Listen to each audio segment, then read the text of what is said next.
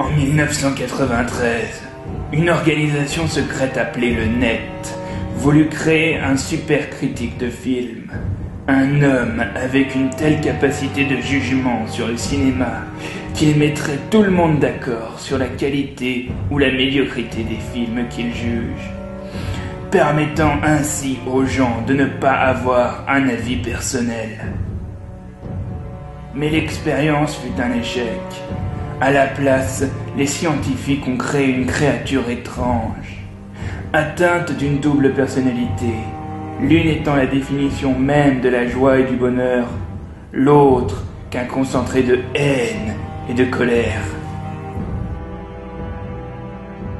Voulant cacher son erreur, le Net enferma sa création dans un asile psychiatrique, aux côtés d'autres malades mentaux, comme Hannibal Lecter ou Charlie Sheen. Là-bas, il continue de parler de cinéma à sa façon.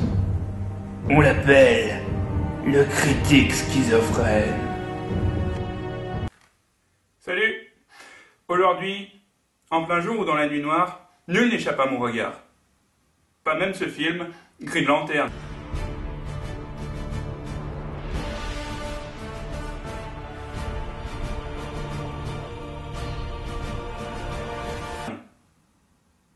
Ah, Green Lantern. Je sais ce que vous allez dire. Ouais, le film de super-héros avec Ryan Reynolds. Mais vous connaissez pas Green Lantern le comics? Non. Vous allez me répondre. Eh ben, je vous dirais que vous êtes en train de rater quelque chose de monumental. Parce que dans la vie, il n'y a pas que Batman, Superman et Spider-Man. Il y a tout plein d'autres super-héros qui sont aussi cool, parfois même plus cool que Batman.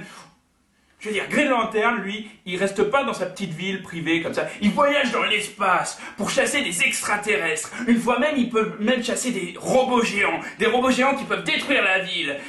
Et des planètes, et des satellites. Il y a même des gens qui utilisent des satellites pour détruire des planètes. Et une fois, il y a même un géant jaune qui est arrivé sur Terre, qui l'a attaqué avec des roses épineuses. Et il a cru qu'il était dans un rêve, mais en fait pas du tout. Il était dans un rêve à cause des plantes. Et aussi, une fois, il s'est battu contre une armée de super-héros zombies. Et il y avait Aquaman, et il y avait aussi Firestorm, et puis il y avait aussi Hawkman qui venait d'être tué. Et puis, je sais ce que vous allez dire là. Est-ce que j'en ai encore pour longtemps? 2, 3 heures.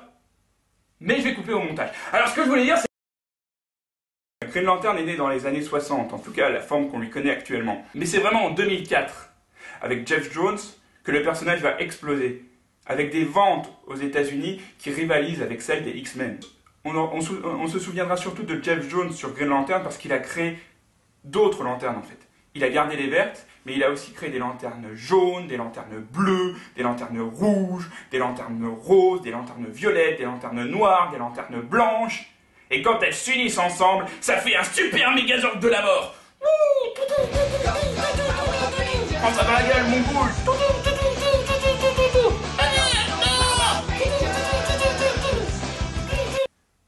Comment ça n'a rien à voir? Si vous connaissez pas le comic Green Lantern, c'est pas grave. Le film est là pour ça. On suit donc Hal Jordan, qui est pilote de chasse. Parce que tout le monde ne peut pas être journaliste ou milliardaire. Hal Jordan, il a une vie normale pour un pilote de chasse. Il est toujours en retard, il a une relation tendue avec sa petite copine, qui est aussi sa patronne, et il crache des avions en se souvenant de l'accident qui a tué son père, qui était lui aussi pilote de chasse. Bref, la vie de tous les pilotes de chasse. Puis, un jour, il rencontre un extraterrestre qui lui dit qu'il a été choisi pour le remplacer en tant que Green Lantern. Mais pourquoi je devrais vous remplacer? Parce que je suis en train de mourir, crétin. Ah, bien sûr. Vu que la Terre est le trou du cul de la galaxie, Hal Jordan ne sait pas du tout ce que c'est un Green Lantern. Mais il découvre que la bague que lui a donnée l'extraterrestre lui permet de créer des points gigantesques dignes de Hulk. Ce qui n'a aucun sens, vu que Hulk ne connaît pas Green Lantern et que Green Lantern ne peut pas connaître Hulk. Avec l'anneau, il peut aussi voyager dans l'espace. Et il atterrit sur une planète créé par une bande de Yoda bleu marine qui sert de QG général au fameux Green Lantern.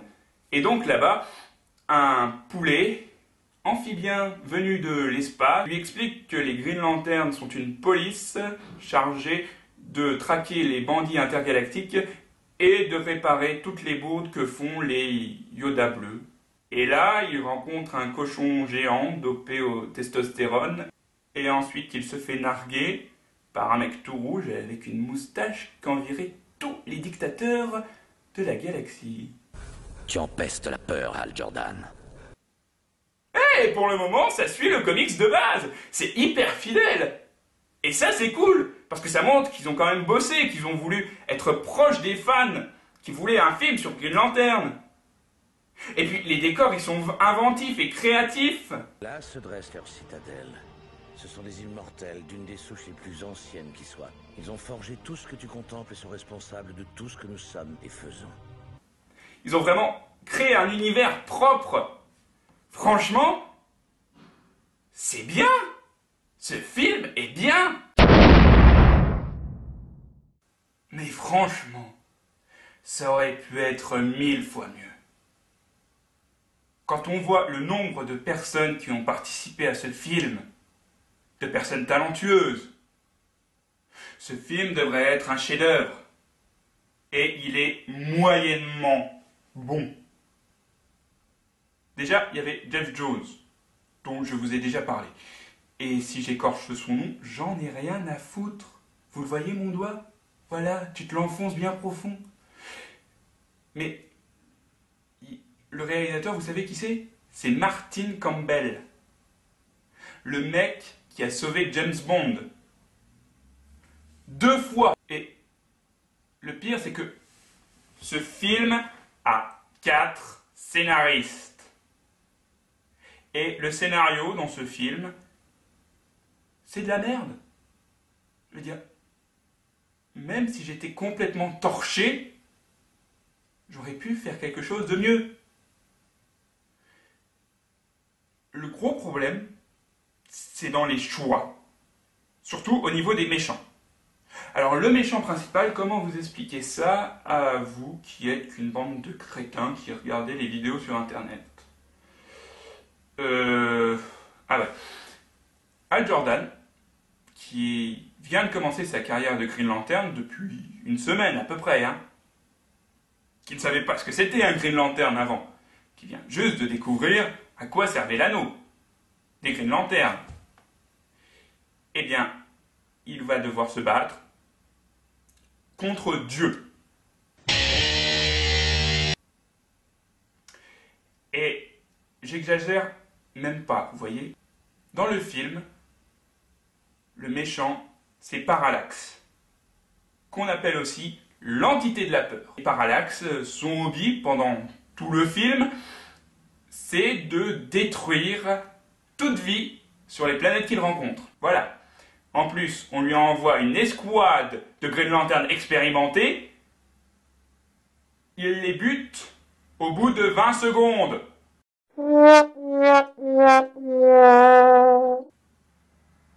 Et vous allez me faire croire que ce troufion à 2 balles peut battre ce machin? Et puis, je vais pas m'étendre là-dessus, mais entité de la peur, mon cul, ouais. Même ces jumpscares sont pourris. Franchement, c'était difficile de faire un méchant effrayant. Ça, c'est bien vrai. Ah! Mais vous êtes qui, vous? Je suis votre nouveau voisin. Passez pour vous dire bonjour. On fait un tennis?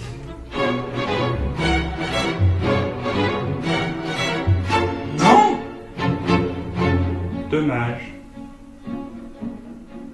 Au revoir.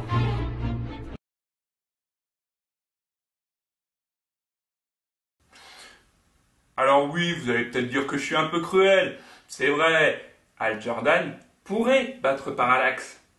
S'il arrêtait de pleurnicher. Oui, les 3 tiers du film, c'est des scènes où Hal Jordan n'arrête pas de pleurer sur son sort. Il n'arrête pas de dire que l'anneau s'est trompé, qu'il n'est pas capable de devenir un Green Lantern parce qu'il n'est pas capable de vaincre la peur, mais que son père, lui, était capable de vaincre la peur parce qu'il n'a jamais eu peur, son père. Et gna gna gna gna gna. Mec, tu nous emmerdes.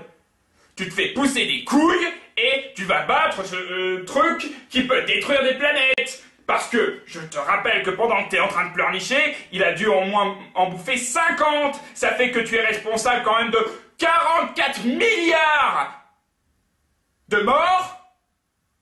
Et tu n'en as mais rien à battre. Ressaisis-toi un peu. Ah, et vous savez, en plus, les scénaristes se sont dit que c'était pas assez le merdier dans le scénario. Alors, ils ont décidé de rajouter un super vilain en plus, Hector Hammond, le télékinésiste qui peut faire bouger des objets et qui n'a aucun rapport avec Parallax, mais ça, on s'en bat les couilles, je veux dire. Et au passage, Hector Hammond aurait parfaitement suffi comme méchant principal de ce film. Mais avec Parallax, on n'a pas le temps d'explorer sa psychologie, et ça fait vraiment très con, quoi. Vous avez vu la photo? Ah! Il a une photo de cette fille sur son bureau. Ça veut dire qu'il est obsédé par elle. Je le sais parce que j'en ai plein de photos. Et putain, qu'est-ce que vous faites encore là, vous? Je pensais que c'était un détail important à dire. On fait des crêpes?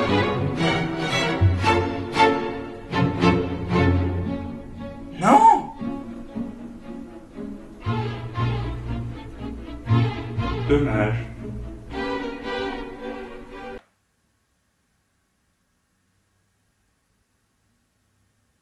Bon, au final, on a surtout reproché à Green Lantern ces décors tout en 3D qui font un peu mal aux yeux. C'est sûr que si vous le regardez sur un ordinateur, vous risquez de devenir aveugle. Mais je vous jure, c'est pas le gros problème. Le scénario est décousu, l'action est pratiquement pas présente, et les personnages sont pas assez développés. Sauf Hal Jordan, mais vu qu'il passe son temps à pleurnicher, vous allez très vite le détester. Et quand on voit ce film, on se rend compte qu'en fait, il essaye de nous dire que c'est lui qui a la plus grosse. Oui, parce que le but de Green Lantern, à la base, le film, c'est de faire un gros doigt vert fluo à Iron Man et de permettre à la production d'autres films sur des super-héros comme Flash, Wonder Woman ou Aquaman, tant qu'on y est. Mais ce ne fut pas le cas. Et ça montre bien la différence entre une bonne et une mauvaise adaptation de comics. Une bonne adaptation comme Iron Man, elle est fidèle aux comics. Et une mauvaise adaptation comme Green Lantern, elle est fidèle, mais voilà quoi.